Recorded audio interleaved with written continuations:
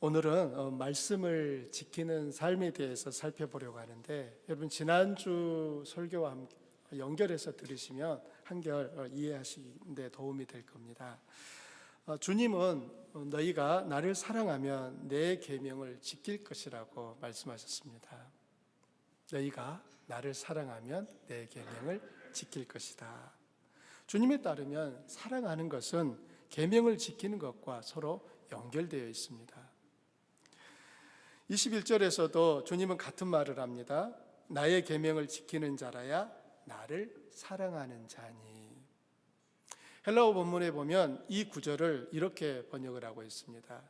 나의 계명들을 가지고 그것들을 지키는 자라고 쓰여 있어요. 우리 개역 성경에서는 나의 계명을 지키는 자라고 번역을 해놨지만 헬라어 원문을 보게 되면 나의 계명들을 가지고 그것들을 지키는 자라고 쓰여 있습니다. 어떤 특정한 말씀 하나가 아니라 주님께서 하신 모든 명령들을 말하는 거고요. 마음에 그 명령들을 간직하고 지키는 사람이라는 의미입니다. 말씀을 지키는 삶은 예수님과 그의 제자들의 관계가 지속되는 기반이 됩니다. 따라서 이 말을 뒤집어 보면 사랑하지 않는 것은 계명을 지키지 않는 것과 같은 의미입니다. 주님은 이 점을 24절에서 분명히 하셨어요. 여러분 24절도 함께 읽어보실까요? 나를 사랑하지 아니하는 자는 내 말을 지키지 아니하나니. 주님이 생각하시는 사랑은 단지 뜨거운 감정이나 서로를 향한 열정이 아닙니다. 주님의 말씀을 지키려는 의지의 결단이고 반응이고 실천입니다. 중고등부나 대학부 수련회에 가보면 대다수의 학생들은 그 수련회에서 특별한 하나님의 은혜를 받기를 기대합니다. 갈망하죠. 그래서 수련회 참석하기 전부터 기도도 열심히 준비하고 또 수련회 내내 간절히 기도하면서 또 기도합니다. 그러는 중에 또 방언을 은사를 받거나 아니면 또 콧물 흘리면서 깊은 기도를 하게 되면 은혜를 받았다라고 생각을 합니다. 학생 시절에 이런 영적 경험을 하는 것은 매우 중요하고 필요합니다. 하나님의 존재에 대해 확신할 수 있게 되고 또 믿음의 성장에도 도움이 됩니다. 그런데 이런 영적 경험에서 얻은 유익은 시간이 지나면 대부분 사라집니다. 길면 약 한 달 정도 지속되고요. 한 달 이상 지나게 되면 수련회에서 받았던 그 은혜가 어디 갔나 싶을 만큼 다시 예전으로 돌아가 버린 모습을 또 보게 됩니다. 그러면 어떻게 하죠? 그 다음 수련회를 또 기다립니다. 매번 수련회에 가서 다시 콧물 흘리고 기도하면 은혜 받았다고 생각되는 일이 반복됩니다. 그런데 문제는 아무런 변화가 없습니다. 여기에 있어서 잘못된 게 뭐겠습니까? 은혜 받았다라고 하는 개념에 대한 오해 때문인 거예요. 흔히 많은 경우 신자들이 은혜 받은 것을 내 마음이 뜨거워지고 내가 이전에 경험하지 못했던 어떤 특별한 것을 느끼게 되고 많은 눈물을 흘리게 되면 은혜 받았습니다 라고 말해요. 맞아요. 그런데 하나님께서 그렇게 은혜를 경험케 하시는 데 있어서 그것이 참된 은혜가 되려면 단순한 감정의 어떤 뭉클함이 아니라 더 구체적인 삶의 변화로 연결되어야 된다는 것입니다. 삶을 변화시키지 못하는 은혜라면 그것은 참된 은혜라고 하기가 어렵습니다. 제가 그것이 쓸데없다라고 말하는 게 아니에요. 필요합니다. 영적 체험에 있어서 중요한 한 부분입니다. 그런데 그것을 은혜의 전부라고 생각하시면 안 된다라고 하는 겁니다. 우리가 진정으로 하나님 앞에 은혜 받았다라고 하는 것은 삶의 변화를 이끌어내는 것입니다.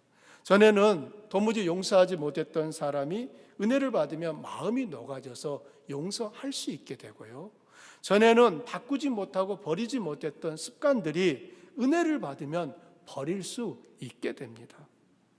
도무지 순종할 수 없었던 말씀에 이제는 순종할 수 있게 되는 것이 은혜입니다. 은혜를 받으면 하나님을 사랑하게 됩니다. 그리고 하나님을 사랑하기 때문에 그분의 계명, 즉 그분의 뜻에 순종하려는 의지가 발동되기 시작하는 것입니다. 본문은 보혜사에 대한 이 주님의 약속을 말씀하고 있습니다. 여러분, 보혜사가 성령님을 말씀한다는 것은 아시죠? 이 보혜사에 대한 주님의 약속의 그 끝이 사랑과 순종이라고 하는 주제로 결말이 나는 것은 매우 흥미로운 부분입니다. 예수님은 당신이 하나님께로 가시게 되면 성령을 제자들에게 보내줄 거라고 약속합니다. 그리고 제자들은 그 제자들 안에 성령이 들어오시면 주님의 계명을 지키는 삶을 살게 될 거라고 말씀하는 거예요. 이렇듯 성령의 내주하심은 말씀을 지키는 삶과 연결이 되고, 말씀을 순종하는 삶은 주님을 사랑하는 것의 증거가 됩니다. 예수님은 제자들에게 나의 계명을 지키는 사람이 나를 사랑하는 사람이다 라는 똑같은 말을 15절, 21절, 23절, 24절에서 반복해서 말씀하고 있습니다. 여러분 함께 보실까요? 너희가 나를 사랑하면 나의 계명을 지키리라. 나의 계명을 지키는 자라야 나를 사랑하는 자다. 사람이 나를 사랑하면 내 말을 지키리라. 나를 사랑하지 아니하는 자는 내 말을 지키지 아니한다. 네 번의 이 말씀 안에서의 포인트는 주님에 대한 사랑과 그분의 말씀을 지킴이 서로 연결되어 있다라고 하는 것입니다. 여기서 우리들이 기억해야 될 사실은 성령이 우리 속에 들어오시면 자동적으로 계명을 지키는 삶을 살게 된다는 것은 아닙니다.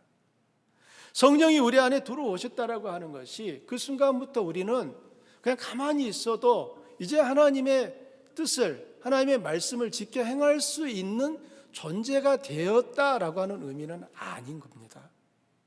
비록 성령이 우리 안에 계셔도 우리가 말씀에 순종하려는 의지와 결단을 하지 않으면 우리는 얼마든지 말씀을 거역하는 삶을 살 수 있습니다. 예수님을 분명히 구주로 믿고 고백하는데도 그 사람의 삶이 계명에서 떠난 삶을 사는 이유는 그의 마음에 성령이 안 계시기 때문이 아닙니다. 그가 성령의 뜻을 거스리고 말씀에 순종하기를 거부하기 때문입니다. 하나님은 우리를 강제하지도 윽박 지르시지도 않습니다. 그분은 우리가 선택하고 결정하도록 자유의지를 주셨습니다. 여러분 기억하실 겁니다. 이스라엘 백성들은 애굽에서 400년 동안 종살이를 했습니다. 그리고 모세의 인도함을 받고 그들이 애굽에서 나와 광야에 들어갔습니다. 그런데 이들이 이런 말을 해요. 야, 애굽에 살 때가 훨씬 좋았다. 애굽에 살 때는 고기도 마음대로 먹고 부추도 먹고 마늘도 먹고 필요한 것들 다 있었는데 이 광야에 와보니까 먹을 것이 배고파 죽겠다. 먹을 게 없어 배고파 죽겠다라고 하면서 우리 애굽으로 돌아가자라는 이제 이런 말을 합니다. 그때 하나님께서 이 이스라엘 백성들을 향하여서 굉장히 화를 내시죠. 그런데 생각해 보십시오, 우리 성도님들. 만약 우리 성도님들도 그 이스라엘 백성들 속에 있었다면은 어디의 삶을 우리 성도님들을 원하시겠습니까? 애굽에서의 삶을 원하시겠습니까? 광야에서의 삶을 원하시겠습니까? 고민되죠. 육체의 편안함을 생각하면은 애굽이 더 나은 것 같아요. 그런데 이 광야에서의 삶을 생각하면은 한시바삐 애굽으로 돌아가고 싶은 그 마음들이 자꾸 생기는 거, 그럴 수 있습니다. 그런데 여기서 이스라엘 백성들이 모르고 착각하는 게 있습니다. 애굽에 살 때 이스라엘 백성들의 신분은 무엇이었습니까? 종, 노예였습니다. 애굽에서 나와 광야에 살고 있는 이들, 환경은 척박해요. 힘들어요. 그런데 이들의 지금 신분은 무엇입니까? 자유인이에요. 결국 하나님께서 이들을 애굽에서 이끌어내셔서 가나안까지 가기 전에 광야에 그와 같은 힘든 삶들을 경험케 하시는 이유가 있습니다. 이스라엘 백성들은 그것을 놓치니까, 단순히 불편하니까 다시 애굽으로 돌아가면 좋겠다라는 말을 하고 있는 거예요. 놓치고 있는 포인트는 바로 이겁니다. 자, 우리 성도님이 말씀하신 것처럼 애굽에 있을 때는 종이었어요. 광야에 있을 때는 자유인이에요. 종은 자기가 뭘 의지를 가지고 선택할 수가 없습니다. 주인이 시키는 것만 하면 되는 거예요. 그러나 자유인이 된 순간부터 누가 뭘 시켜서 하는 것이 아니라 자기 스스로 결정하고 판단하고 선택할 수 있게 된 것입니다. 하나님이 우리 가운데 예수 그리스도를 믿음으로 인하여 구원받은 하나님의 자녀들에게 성령을 부어주셨다라고 하는 것은 하나님이 원하시는 대로 그냥 고정된 삶을 살아라라고 다 프로그램화 시켰다는 의미가 아니에요. 여전히 성령이 우리 안에 계시지만 그 결정과 선택을 누구에게 맡기셨다는 겁니까? 우리 자신에게 맡기셨다는 거예요. 이 점을 기억하셔야 되는 거예요. 여러분, 종의 삶이 편할 것 같습니까? 자유인의 삶이 편할 것 같습니까? 아닙니다. 제가 생각할 땐 종의 삶이 훨씬 편합니다. 종은 주인이 다 공급하고 다 지시해 주기 때문에 따로 고민할 이유가 없어요. 그러나 자유인은 고민이 많습니다. 자기가 다 결정해야 되는 거예요. 그렇지만 사랑하는 우리 성도님들, 종으로서의 삶은 평생을 살아도 종으로 끝납니다. 그러나 자유인의 삶은 얼마든지 그의 바른 결정을 따라서 더 나은 미래를 기대할 수 있는 삶을 살게 되는 것이죠. 우리 안에 바른 결정을 할 수 있다라고 하는 것은 사실 이것은 실력의 문제입니다. 어떤 실력? 하나님 앞에서 연단받고 훈련받으면서 이제 어떤 바른 결정을 내릴 수 있는 그 수준이 되었다라고 하는 것을 의미하는 것입니다. 하나님은 우리에게 모든 걸 다 하나님께서 알아서 주시지 않아요. 우리로 하여금 할 수 있게끔 지시하시고 알려주시고 이끌어 가시는 겁니다. 그래서 하나님이신 거예요. 우리에게 맡기셨다니까. 우리들이 복음을 듣고 믿을 때 일어나는 놀라운 변화는 그리스도와 함께 죄에 대하여 죽었고 그리스도 안에서 하나님에 대하여 살아있는 존재가 되었다는 것입니다. 한마디로 우리의 정체성이 바뀐 것이죠. 엄청난 일이 우리 인생에 일어났습니다. 그럼에도 불구하고 우리의 현실을 보면 여전히 죄를 지을 수 있는 연약한 존재입니다. 그리스도와 연합하면 더 이상 죄의 유혹을 짓지 않거나 전혀 죄를 짓지 않는 존재가 되는 것이 아닙니다. 여전히 죄를 지을 가능성이 남아 있습니다. 죄를 의미하는 헬라어 단어는 하마르티아입니다. 이 단어의 뜻은 관역을 향해 화살을 쏘았는데 그 날아간 화살이 관역을 벗어나거나 아니면 그 관역까지 도달하지 못하고 그 앞에 떨어져 버리는 것을 말합니다.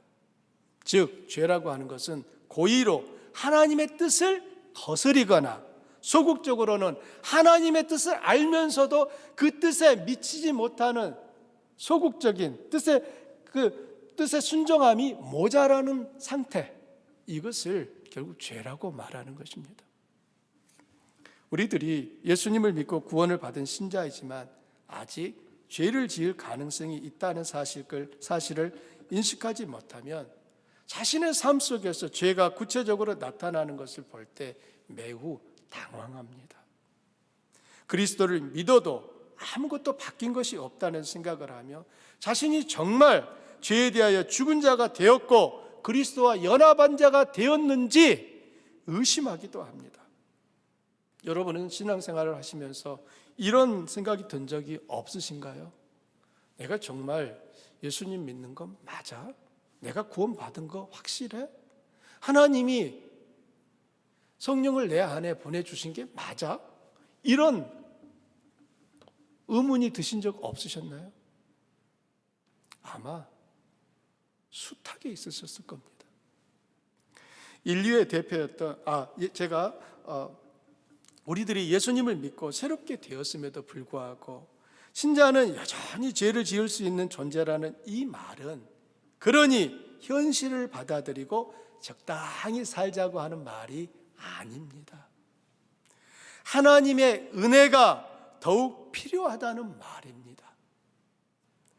우리의 의지와 힘만으로 안 되기 때문에 하나님이 나는 더욱 필요합니다 라고 하는 의미가 되는 거예요.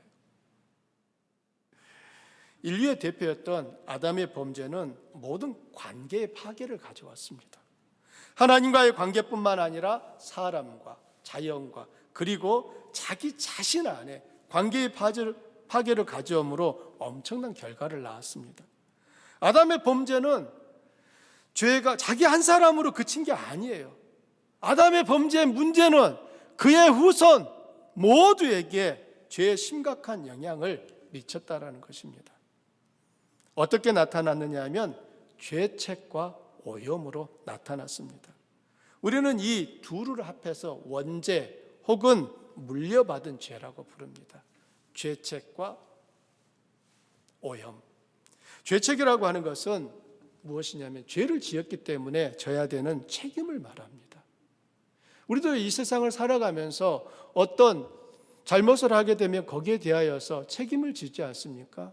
그것을 죄책이라고 합니다. 또 하나 오염이 있습니다. 오염은 뭐냐면 죄를 지었기 때문에 우리 안에 존재하게 된 선천적이면서도 도덕적인 부패성을 말합니다. 우리 안에 태어나는 순간부터 죄 부패된 그 본성이 있어서 가르쳐주지 않아도 때가 되면은 죄 악을 행하게 된다라고 하는 사실입니다. 여러분 아시잖아요. 아이들 예쁘면은 아이들 태어난 아이들 보면 얼마나 예쁩니까? 근데 큰 애가 이제 조금 클만할 때 보통 부모님들은 이제 동생을 낳습니다. 그러면은 이제 큰 애의 반응이 어떻죠? 너무 좋아라 합니다. 근데 가만히 보면은 부모가 없을 때는 동생에게 가까이 가가지고 코도 막 삐뚤고 귀도 막 꼬집기도 하고 눈도 막 눌러대고 뭐 이렇게도 하잖아요. 전혀 그런 적이 없으셨다는 표정을 지금 보이시는데요. 저희 집 애들만 그랬나 봐요. 어거스틴이 유명한 말을 하죠. 자기 그 회고록의 고백록에 어거스틴이 이런 말을 합니다. 나는 어릴 때 내 엄마의 젖을 먹을 때 다른 아이들이 내 엄마의 젖을 먹는 것을 보면은 나는 그들을 향하여서 분노하고 질투하고 시기했었노라 라고 말을 해요. 물론 어릴 때 어거스틴이 그것을 깨달았겠습니까? 아니죠. 어거스틴이 장성한 후에 아이들의 성장 과정을 보니까 가르쳐주지도 않았는데 아이들 마음속에 그 죄의 본성, 그 부패함이 있어서 서로 사랑해야 될 이 대상을 향하여서 한없이 끊임없이 미워하고 어떻게든지 시기하고 미워하다라는 것입니다. 이런 부분들은 우리 안에 오염, 바로 본성이 부패되어 있기 때문에 나타나는 현상인 것입니다. 따라서 아담 이후에 출생하는 모든 인간은 태어나면서부터 원죄, 곧 죄책과 오염을 숙명적으로 타고나게 됩니다. 이제 태어난 지 1분도 안 된 아기도 죄인이라고 선언하는 이유는 아담의 원죄를 물려받았기 때문입니다. 이렇듯 죄책과 오염을 물려받게 됨으로써 인간은 벗어날 수 없는 두 가지 죄에 묶이게 되었습니다. 첫째는 죄책과 오염으로 구성된 원죄이고, 둘째는 그 부패한 본성 때문에 실제로 짓게 되는 실행죄입니다. 그래서 흔히 어르신들이 하는 말이 나이가 많으면 죄가 많아 라는 말이 이겁니다. 이제 갓 태어난 아이는 아직 실행죄, 자기 자신이 짓는 죄는 없지만 물려받은 원죄가 있기 때문에 그 이제 갓 태어난 아이도 죄인인 거예요. 그런데 이제 그 아이가 자라나서 어른이 되었습니다. 그 어른이 되는 동안에 부패한 본성에서 쏟아져 나온 그 오염으로 인해서 발생된 수많은 자신이 지은 실행죄들이 쌓이다 보니까 원죄 더하기 실행죄가 되어서 죄인, 이 큰 죄인이라고 하는 것이 점점점 더 확고해져 가는 것입니다. 그러므로 모든 인간은 단 한 명도 예외 없이 원죄의 뿌리와 거기서부터 자라나는 실행죄로 말미암아 점점 죄의 영향 아래 사로잡히게 되었고, 그 죄들로 인해 영혼이 죽음에 이르고 끊임없는 악과 고통을 경험하며 살 수밖에 없는 존재가 되었습니다. 우리가 러시아와 우크라이나의 전쟁을 보면서 참 왜 저러나 라고 하는 생각들을 갖는 분들이 많으시잖아요. 너무 안타까워 하시는데요, 그 전쟁을 포함해서 또 우리 주변에서 일어나는 수많은 죄악들은 원죄와 실행죄의 결과들인 겁니다. 이와 같이 인간의 비극은 죄로부터 시작되었습니다. 그럼 간단하죠. 인간이 행복해지는 비결은 뭘까요? 죄를 뽑아내면은 가능하겠죠. 문제는 인간 스스로 이 죄의 굴레로부터 벗어날 수 있는 사람은 아무도 없고, 인간 스스로 이 죄의 굴레에서 벗어날 수 있는 길이 없다라고 하는 것입니다. 그래서 하나님이 계획하신 것이 독생자 예수 그리스도를 세상에 보내요. 아무 죄도 없는 그분에게 인간의 죄를 대신하여 십자가에 달려 죽게 하셨습니다. 예수님이 죽으셔야 했던 이유는 바로 우리의 죄 때문이었습니다. 이 방법을 통해 하나님은 그분과의 끊어진 관계를 이으시며 인간을 하나님 품으로 불러 모으시고 하나님 나라를 만드시기로 결정하셨던 것입니다. 예수님이 이 세상에 오셔서 누구도 해결할 수 없는 우리의 죄를 짊어지고 십자가에서 죽으셨습니다. 그로 인해 율법이 요구하는 모든 요구, 율법의 죄의 삭은 사망이라고 하지 않습니까? 그런데 그 율법이 요구하는 그 죄의 값을 예수 그리스도가 죽으심으로 율법의 요구를 이루시고 죄인을 향한 하나님의 진노를 풀어드렸습니다. 지난 시간에 살펴보았듯이 율법은 명령입니다. 다른 말로는 계명입니다. 그 형식은 이렇게 행하라 그러면 살리라, 이렇게 행하지 말라 그렇지 않으면 죽을 것이다 라고 되어 있습니다. 그래서 율법은 모든 것이 누구에게 달려 있습니까? 내게 달려 있는 거예요. 내가 해야 되는 거예요. 반면에 복음은 약속입니다. 모든 것이 그리스도께 달려 있습니다. 그 형식은 내가 너를 위해 다 했다, 그러므로 너는 살 것이다 라고 쓰여 있습니다. 따라서 율법이 우리가 행해야 할 내용이라면 복음은 우리가 믿어야 할 내용입니다. 예수 그리스도께서 죽으신 것이 나를 위하여 죽으신 일이라고 하는 것을 내 마음속에 믿는 것입니다. 그럴 때 하나님께서는 우리에게 너가 의롭다라고 선언하시죠. 우리가 믿어야 할 복음의 내용은 바로 예수 그리스도께서 우리의 죄를 위하여 죽으시고 부활하셨다는 것입니다. 다른 종교에서는 구원받는 다양한 길을 이야기합니다. 공덕을 쌓아야 되고 선행을 해야 되고, 금식을 하고 금욕을 하고 수많은 어떤 고행을 해야 된다라고 하는 것을 요구합니다. 그런데 성경은 오직 예수 그리스도를 믿음으로 구원받는다고 약속하고 있습니다. 예수 그리스도 외에는 누구도 우리를 구원해낼 수 없습니다. 따라서 예수님을 통하지 않고 자기를 구원하려는 시도들은 모두 다 실패할 수밖에 없습니다. 우리들이 예수님을 주님으로 영접할 때 하나님은 우리를 사로잡고 있던 사탄의 권세와 죄와 사망의 법을 산산히 부숴버리셨습니다. 이로 인하여 우리는 원죄뿐만 아니라 우리의 과거와 현재와 그리고 미래에 지을 모든 실행죄에 대한 형벌로부터 해방되었습니다. 그렇다고 모든 싸움이 끝난 건 아니에요. 아직 우리 안에는 부패한 본성이 남아 계속 역사하기 때문입니다. 이제 구원받은 성도는 자기 혼자 싸우는 게 아니라 성령을 힘입어서 자기 안에 있는 부패한 본성과 싸우는 것입니다. 사실 우리들은 예수님을 믿기 전에는 죄가 무엇인지 정확히 알지도 못했고요.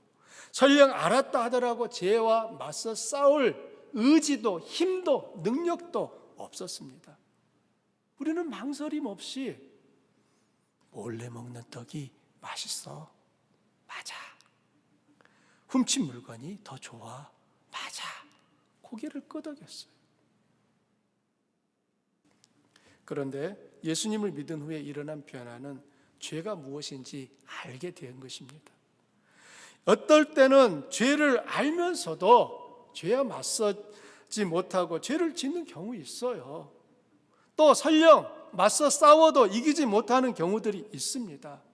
하지만 최소한 이제는 더 이상 죄를 원하지도 않고 죄를 짓는 것을 부끄러워하게 되고 죄를 씻기 전까지는 어두움 가운데 빠져 고통의 시간을 보내는 존재가 되었다는 것입니다. 여러분 가만히 보십시오. 세상에서 자랑이라고 하는 것들이 어떤 건가 가만히 들어보시면은 누가 더 많은 죄를 지었냐예요. 누가 더 큰 죄를 들키지 않고 지었냐를 가지고 자랑을 하지, 누가 더 거룩해졌냐를 가지고 자랑하지 않습니다. 왜냐하면 세상은 죄를 죄로 보지 못하기 때문이에요. 그런데 예수님을 믿는 순간 우리 안에 죄가 이제 보이기 시작하는 거예요. 아, 이건 하나님 기뻐하시지 않는 거지. 알아요. 어떻게 해요? 우리 안에 계신 성령이 알려주십니다. 우리 안에 계신 성령이 그 일을, 하나님이 기뻐하시지 않는 그 일을 하려고 할 때 우리 마음에 불편함을 주시는 거예요. 그래서 그 일을 더 하는 것이 즐겁지 않아요.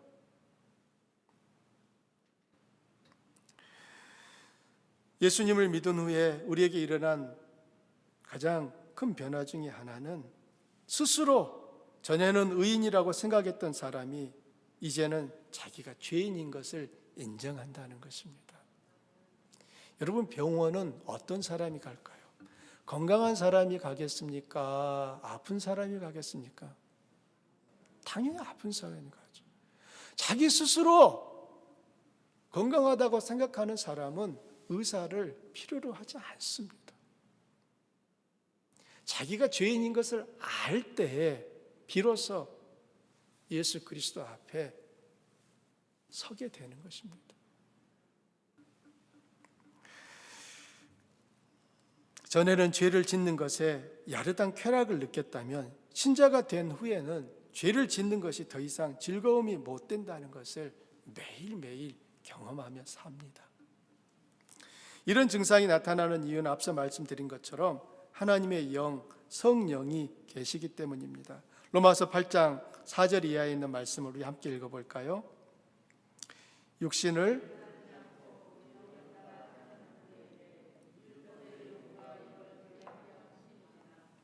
육신을 따르는 자는 육신의 일을, 영을 따르는 자는 영의 일을 생각하나니 육신의 생각은 사망이요 영의 생각은 생명과 평안이니라. 성경은 우리에게 분명히 알려줍니다. 신자들은 율법 아래 있지 않고 은혜 아래서 산다고 합니다. 신자들은 육신에 있지 않고 성령 안에 있으므로 성령을 따라 행하여야 하는 존재입니다.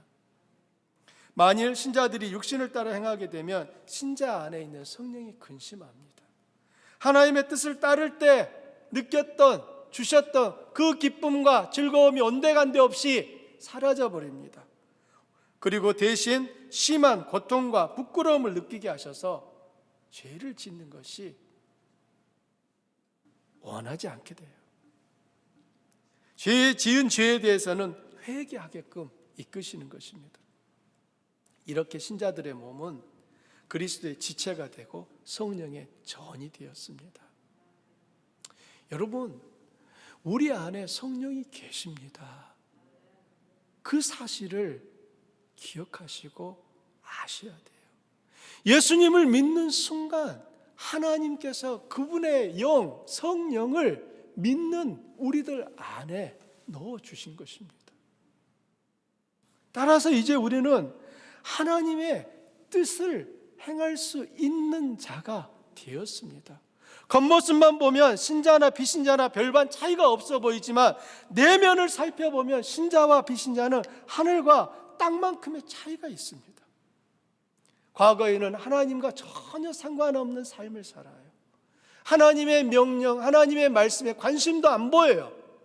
그러나 예수님을 믿은 이후에 우리 안에 일어난 변화는 어떻게 하면 하나님을 더 기쁘시게 할까, 해드릴까, 여기에 마음을 쏟게 되는 것입니다. 우리들이 말씀을 읽는 것도, 말씀을 암송하는 것도 하나님의 뜻을 내 마음속에 담기 위한 것이죠. 그리고 담겨진 그 말씀을 기회가 되면 그때 실천하기 위하여서 우리는 주의 말씀들을 담아가는 것입니다. 몇 가지 하나님의 말씀에 일부분만 따르는 것이 아니라 하나님의 말씀 전부를 순종하며 살고픈 열망이 우리 안에 일어나는 것입니다. 이것을 성화라고 부릅니다. 교리적으로 성화라고 하는 것은 성령께서 구원받은 죄인을 죄의 부패에서 깨끗하게 하시며 그의 전 본성을 하나님의 형상으로 새롭게 하여 죄인으로 하여금 선한 일을 할 수 있게 하시는 성령님의 은혜롭고 계속적인 작용을 성화라고 합니다. 하나님은 우리들이 예수님을 믿을 때 의롭게 되었다고 인정해 주십니다. 이것을 칭의라고 하죠. 칭의는 일생에 몇 번이나 일어날까요? 한 번 일어나는 거예요. 우리가 세례는 일생에 몇 번 받습니까? 한 번 받는 것입니다. 이와 같이 칭의는 한 번 일어나요. 하지만 성화는 신자의 삶에서 죽는 순간까지 계속되는 것입니다. 우리 안에 계신 성령께서 우리로 하여금 하나님의 뜻을 행하도록 죽는 순간까지 우리를 도우시는 것입니다. 칭의가 예수님의 공로로 이루어진 것처럼 성화 역시 성령의 도우심으로 이루어집니다. 하나님은 우리를 향해 너 이제 구원받았으니까 나머지는 네 혼자 알아서 이제 살아라 라고 하신 게 아니에요. 칭의와 성화는 둘 다 하나님의 은혜와 도우심을 통해서 신자의 삶에 이루어지는 것입니다. 화란의 위대한 신학자였던 헤르먼 바빙크의 말을 인용하면 이렇게 말합니다. 하나님이 죄인을 의롭다고 칭해 주시는 것을 칭의라고 하는데 칭의가 사람을 죄의 책임에서 구해내는 것이라면 성화는 사람을 죄의 오염에서 구해내는 것이다. 칭의를 통해서 우리의 의식이 변화됩니다. 그리고 성화를 통해서는 우리의 존재가 바뀌게 됩니다. 왜냐하면 우리의 의식이 바뀌었기 때문에 우리의 삶의 내용이 바뀌므로 우리의 존재 자체가 달라지는 거예요. 이건 성화의 역사인 것입니다. 우리들이 예수님을 믿고 거듭난 순간 죄책의 문제는 해결되지만 부패한 본성인 오염의 문제는 여전히 그 사람 안에 남아 있습니다. 그래서 신자라 할지라도 아직 죄를 짓게 되는 것입니다. 부패한 본성, 오염이 아직 우리 안에 남아있는 거예요. 그런데 이 오염을 아무 문제가 되지 않도록 다스리시고 도우시는 분이 우리 안에 계신 성령이신 겁니다. 그런데 성령이 우리 안에 계시지만 성령이 우리 안에 계신다고 해서 우리 안에 있는 이 부패성, 오염의 문제가 저절로 해결된다? 아니다? 아니라는 거예요. 우리가 하나님께서 우리 새롭게 하신 우리의 의지를 통하여 성령이 주시는 그 뜻에 우리의 의지로 반응해 갈 때에 그 죄의 부패성을 우리들이 다스릴 수 있게 되는 것입니다. 하나님은 자기 백성이 거룩하기를 원하십니다. 하나님 이렇게 말하죠. 내가 거룩하니 너희도 거룩하라라고 합니다. 그러면 어떻게 거룩해질 수 있습니까? 하나님의 백성이 거룩해지는 것은 말씀을 지켜 사는 삶을 통해서만 가능한 거예요. 예수님 믿었다고 해서 저절로 거룩해지지 않습니다.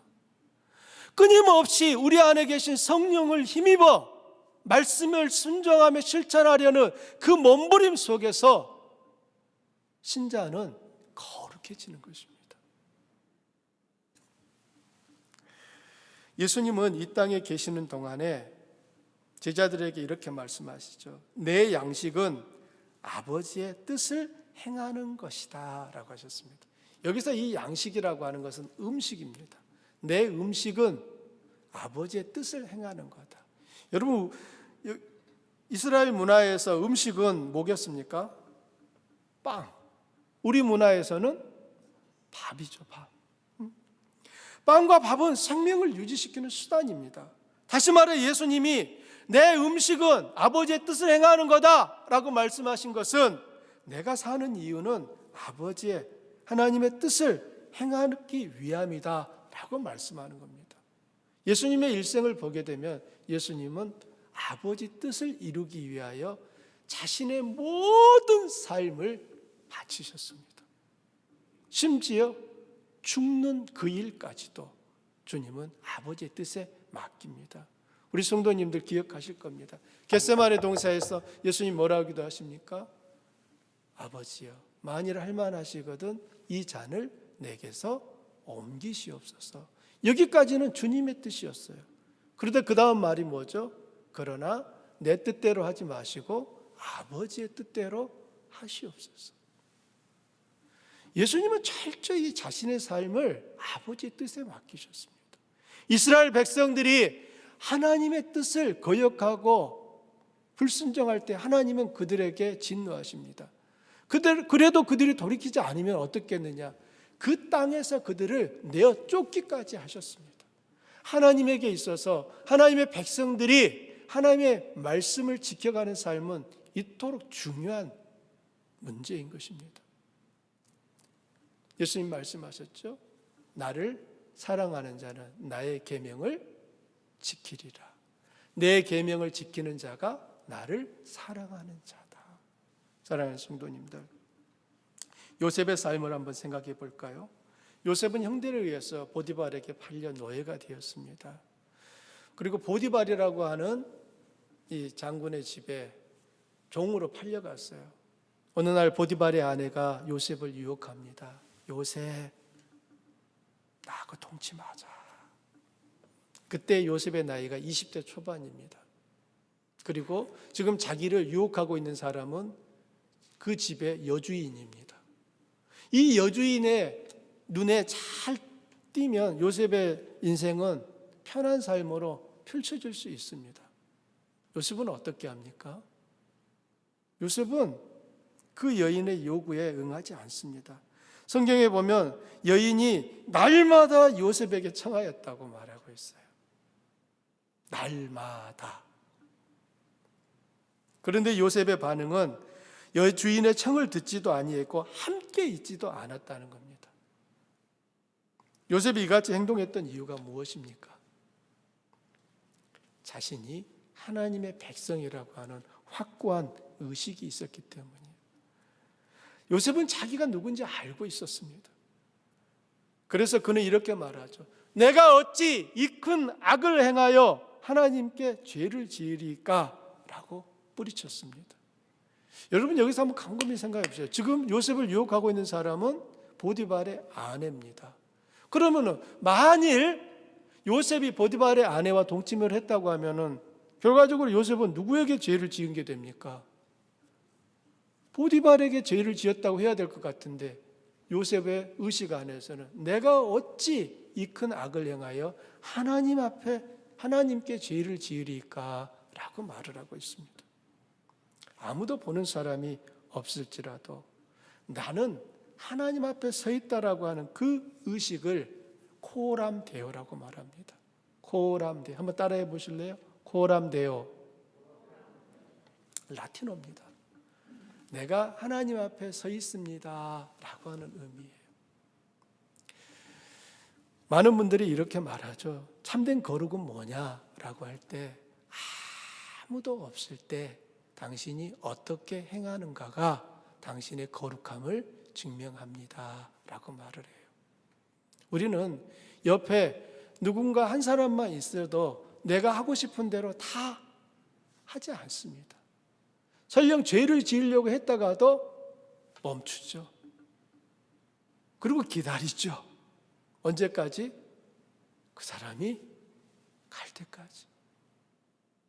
하물며 하나님이 나를 보고 계시고 내가 하나님 앞에 서 있다라고 하는 그 의식을 늘 가지고 있는 사람이라면 그의 삶에 있어서 거룩함을 향하여서 나아가는 그 몸부림은 중단될 수가 없는 것이죠. 사람이 안 보니까 괜찮아. 아무도 모를 거야가 아니죠. 맞습니다. 비록 사람은 안 봤을 수 있지만 누구는 보았습니까? 하나님은 보셨거든요. 종교개혁을 일으킨 우리 믿음의 선배들이 붙들고 있었던 것이 바로 이 코람데오의 정신이었습니다. 나는 하나님 앞에 서 있고 하나님 나의 모든 것을 보고 계시다고 하는 그 의식은 우리의 삶을 주님의 계명을 지키는 삶으로 나아가게 하는 것입니다. 하나님이 우리에게 바라시는 합당한 삶은 그리스도가 하셨던 것처럼 우리도 하나님 아버지의 계명에 순종하는 것입니다. 계명에 순종하는 사람은 하나님 아버지의 사랑을 받을 것입니다. 하나님은 하나님 앞에서 거룩함을 지키고자 몸부림쳤던 이 요셉을 사랑하셨습니다. 비록 그가 억울하게 감옥에 갇혀 있을 때도 하나님 그 감옥 속에서도 요셉과 함께 하셨습니다. 그리고 하나님이 정하신 때가 되자 그를 감옥에서 꺼내어 높여주십니다. 애굽의 총리가 되어서 만민을 살리는 자로 준비시키셨던 것입니다. 우리들이 주님의 계명을 지킬 때 하나님이 우리를 사랑하십니다. 우리들이 주님의 계명을 지킬 때 하나님과 예수 그리스도가 우리에게 오셔서 우리의 몸을 그분의 성전으로 삼으시는 것입니다. 우리들이 주님의 계명에 순종하는 것은 구원을 받기 위함이 아니라 주님을 사랑하기 때문입니다. 하나님 아버지와 아들은 계명에 거하는 계명을 지키는 그 사람을 끊임없이 사랑하시고 주님의 눈동자는 계명을 지키는 그 사람 위에 있습니다. 사랑하는 성도님들, 그렇다면 계명에 순종하지 않는 사람을 어떻게 우리는 이해해야 될까요? 그는 자신이 하나님의 백성이라고 하는 것을 알지 못하거나 아니면 그리스도를 사랑하지 않기 때문입니다. 이게 하나님이 보시는 판단 기준입니다. 이제 우리는 구원받은 하나님의 자녀들답게 거룩한 하나님의 뜻을 즐거이 행하기 열심내는 거룩한 백성들로 세워지기를 주님의 이름으로 축원합니다. 우리 말씀을 한번 생각하면서